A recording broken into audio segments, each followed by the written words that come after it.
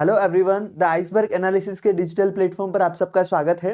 आज के सेशन में हम यूएस और यूरोप के बीच में हुई रिसेंट मीटिंग के बारे में डिस्कस करेंगे। देखिए, इस सेशन में हम लोग मोस्ट इम्पोर्टेंट दावोस में हुई वर्ल्ड इकोनॉमिक फोरम से इतर यूएस यूरोप की मीटिंग के बारे में डिस्कस करेंगे। इसमें क्या डिसीजंस हुए, किन रीजन से अमेरिका को अपने कदम पीछे लेने पड़े, चाहे वो ग्रीनलैंड हो या टैरिफ का मुद्दा। इसके अलावा यूरोपियन लीडर्स ने, यूरोपियन कंट्रीज ने क्या स्ट्रेटेजी अपनाई कि अमेरिका को ग्रीनलैंड के मुद्दे पर या टैरिफ के मुद्दे पर अपने कदम वापस लेने पड़े। तो इन सब के बारे में हम लोग कंप्लीट डिस्कशन करेंगे। तो चलिए सेशन की शुरुआत करते हैं। देखिए, रिसेंट वर्ल्ड इकोनॉमिक्स फोरम की दावोस में बैठक हुई। इसमें वर्ल्ड लेवल के जो ग्लोबल लीडर्स होते हैं वो इकोनॉमिक समिट इसमें पार्ट करते हैं और इकोनॉमी से रिलेटेड इश्यूज पर डिस्कस करते हैं। तो इसी समिट में भाग लेने के लिए US president Donald Trump Davos गए थे और ये स्विट्जरलैंड में इस वर्ल्ड इकोनॉमिक फोरम की बैठक से इतर यूएस और यूरोपियन लीडर्स की बैठक हुई। देखिए, इस बैठक से पहले ट्रंप ग्रीनलैंड पर जो है मिलिट्री एक्शन लेने की भी धमकी दे चुके थे। डेनमार्क को कई बार धमका चुके हैं। इसके अलावा यूरोपियन कंट्रीज को जो यूएस का ग्रीनलैंड के मुद्दे पर सपोर्ट नहीं कर रही थी, उन पर 10% टैरिफ लगाने की घोषणा कर दी थी 1 फरवरी से। इसके अलावा 1 जून से 25% टैरिफ की भी घोषणा की थी। तो यहाँ पे सबसे इंपॉर्टेंट चीज क्या है कि इस जो मीटिंग में, इन यूरोपियन यूनियन और यूएस की मीटिंग में सबसे इंपॉर्टेंट इसी पर डिस्कशन हुआ।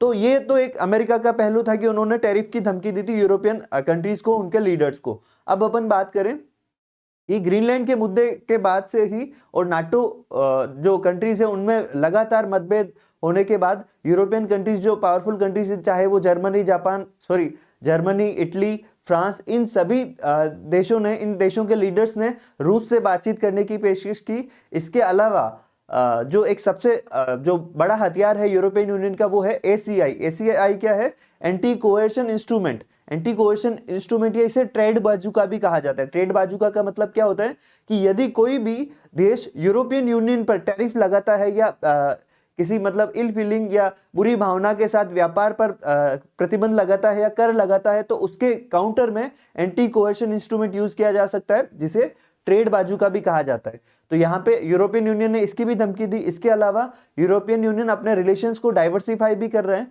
क्योंकि रिसेंट जो डोनाल्ड ट्रंप के राष्ट्रपति बनने के बाद जिस तरह से एक तरह से नाटो देशों के बीच में मतभेद उभरे हैं, वो एक मल्टीपोलर वर्ल्ड के लिए, बहुध्रुवीय देशों के लिए बहुत फायदेमंद चीज रहेगी। क्योंकि सबसे इंपॉर्टेंट चीज क्या है कि अमेरिका अब तक नाटो देशों के बल पर पूरी दुनिया को धमकाता था, लेकिन यहाँ पर ट्रंप के राष्ट्रपति बनने के बाद से लगातार नाटो देशों के बीच में ही मतभेद उभरे हैं।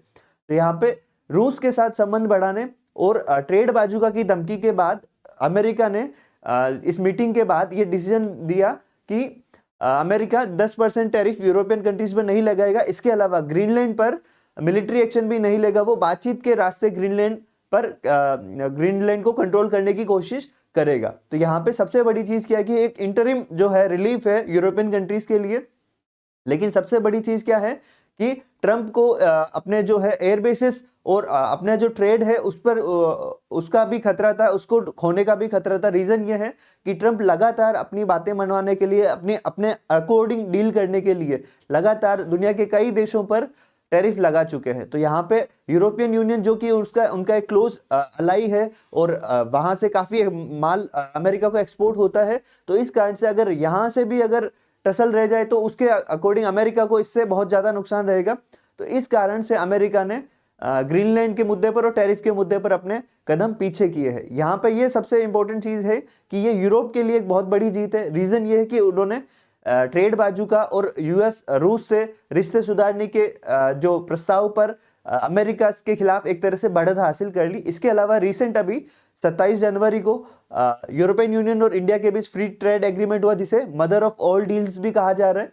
तो यहाँ पे यूरोपियन यूनियन ने एक तरह से डोनाल्ड ट्रंप पर एक कदम आगे बढ़ा लिया है। डोनाल्ड ट्रंप पर एक तरह से जीत दर्ज की है। ये डोनाल्ड ट्रंप के लिए भी एक झटका है कि वो टैरिफ के दम पर या मिलिट्री एक्शन के दम पर दूसरे देशों को धमका रहे थे। वो भी एक तरह से उनकी एक करारी हार के रूप में देखा जा रहा है। इसके अलावा अगर अपन बात करें यूएस के रिलेशन कनाडा से भी अभी रिसेंट बुरी तरह से प्रभावित हुए हैं। कनाडा ने व्यापार से संबंधित चाइना के साथ भी एक समझौता किया है। हालांकि ये फ्री ट्रेड नहीं है, लेकिन कनाडा का ये कदम अमेरिका की जो छाया है, शेडो है, उससे बाहर निकलने में एक बहुत बड़ा कदम है, और इसके जवाब में अमेरिका ने कनाडा पर 100% टैरिफ लगाने की भी धमकी दी है। तो यहाँ पे एक सबसे बड़ी एक जो पॉजिटिव चीज है वो अमेरिका के प्रेसिडेंट डोनाल्ड ट्रंप के कारण पूरा वर्ल्ड जो है मल्टीपोलर के रूप में, मल्टीपोलर सिस्टम के रूप में डेवलप हो रहा है। बहुध्रुवीय देशों, मतलब किसी एक देश का यहाँ पे राज नहीं रह पाएगा। तो यहाँ पे ये एक पूरी दुनिया के लिए एक बहुत पॉजिटिव चीजें हैं। यूरोपियन यूनियन के बारे में बात करें तो इसमें यूरोपियन यूनियन में अभी करंट 27 देश शामिल हैं, और ब्रिटेन इसका अभी भाग नहीं है। ब्रिटेन के साथ जैसे अपन ने बात की कि लास्ट सेशन में डिस्कस किया कि ब्रिटेन के साथ भारत ने पहले ही 2025 में फ्री ट्रेड एग्रीमेंट किया, और अभी यूरोपियन यूनियन के साथ फ्री ट्रेड एग्रीमेंट किया है।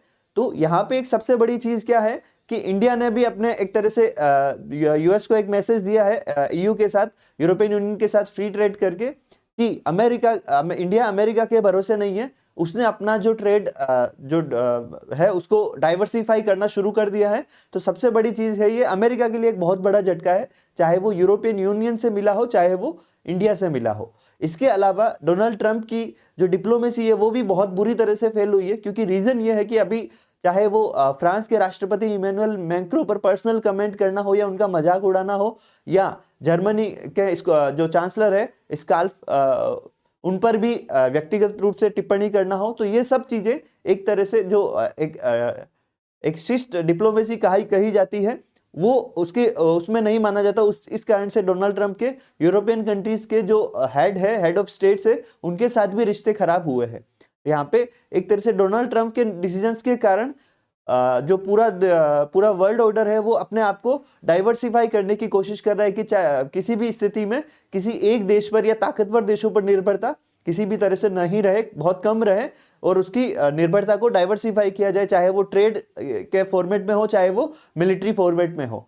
तो इसके अलावा अगर अपन बात करें तो जापान और दक्षिण कोरिया ने भी अपना डिफेंस बजट बढ़ा लिया है, और ये डिफेंस बजट बढ़ाने की घोषणा अमेरिका के जो है कम होते विश्वास को दर्शाता है कि अमेरिका पर अब उसके जो साथी देश है, जो गठबंधन देश है, वो भी उस पर ट्रस्ट नहीं करते हैं। इसके अलावा सबसे बड़ी चीज क्या है कि यूरोपियन कंट्रीज लगातार अपने देशों के डिफेंस बजट बढ़ा रही है, चाहे वो फ्रांस, जर्मनी, इटली हो। इटली के जो प्राइम मिनिस्टर है मेलोनी, तो उन्होंने भी, जॉर्जिया मेलोनी, उन्होंने भी घोषणा की है कि इटली अपना डिफेंस बजट बढ़ाएगा, और वे रूस के साथ अलग से बातचीत, अपने रिश्ते सुधारने के लिए अलग से बातचीत भी करेगा। तो ये सारी चीजें एक तरह से डोनाल्ड ट्रंप और अमेरिका के लिए एक तरह से डिजास्टर मूवमेंट है कि उनके करीबी सहयोगी इस तरह से स्टेटमेंट दे रहे, जो कि एक अमेरिका एक तरह से रशिया को जो एक कोल्ड वार में एक तरह से अपना दुश्मन देश मानता है, उस दुश्मन देश से उसके सहयोगी देश जो है रिलेशंस अच्छे करने की कोशिश कर रहे। तो ये एक तरह से अमेरिका के लिए बहुत बड़ा झटका है। तो आई होप आज का सेशन आपको पसंद आया होगा। लाइक शेयर जरूर करें। आपकी कोई सजेशन हो तो आप कमेंट बॉक्स में दें। आप इस मुद्दे पर क्या सोचते हैं वो भी आप कमेंट बॉक्स में बताएं। चैनल को सब्सक्राइब करना ना भूलें। मिलते हैं नए सेशन में नए टॉपिक के साथ। Thank you everyone.